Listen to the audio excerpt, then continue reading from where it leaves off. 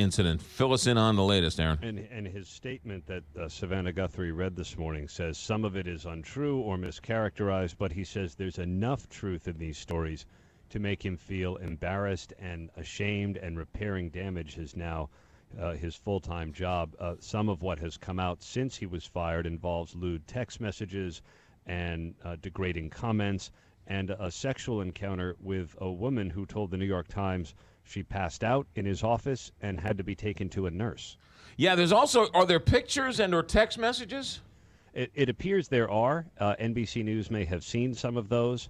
They haven't been published, in the Times or Variety, but generally described. And the description of Lauer is just somebody who's walking around commenting on women's appearances, propositioning different women, exposing himself to at least one woman allegedly, and another woman said that there was a sex toy given with a note making clear what Lauer wanted to do with the toy and with the recipient. Yeah. Now, NBC News is, when they said that they have never heard of anything until Monday night, they are certainly smart enough, or at least they parse words to say this current NBC management never knew anything until Monday.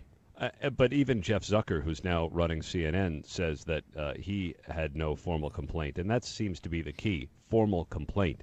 There were certainly enough rumors and innuendo and whispers about Lauer's behavior over the years, but many of the women who have now come forward, either formally or informally to a publication, say they were too embarrassed or ashamed or afraid to make a formal complaint with management. But the women are saying they did go to management, right? Well, no.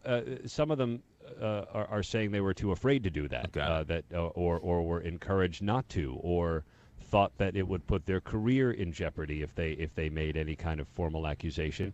And the picture that's painted is similar to others that we've seen over the last several weeks, where an institution was protecting a powerful man who had abused his power. What's the story of the button in his office that would lock the door? Apparently, there was a button under his desk that allowed Lauer to lock his office door without, getting up to latch it himself.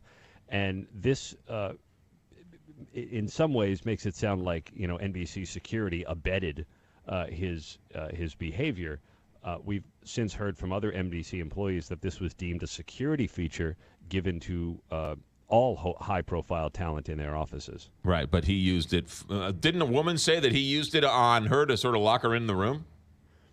Well, in the case of one woman and maybe others, where it effectively enabled him to trap the women and force them, they now say, into a sexual act. Aaron Katersky, ABC News in New York. Thanks, Aaron.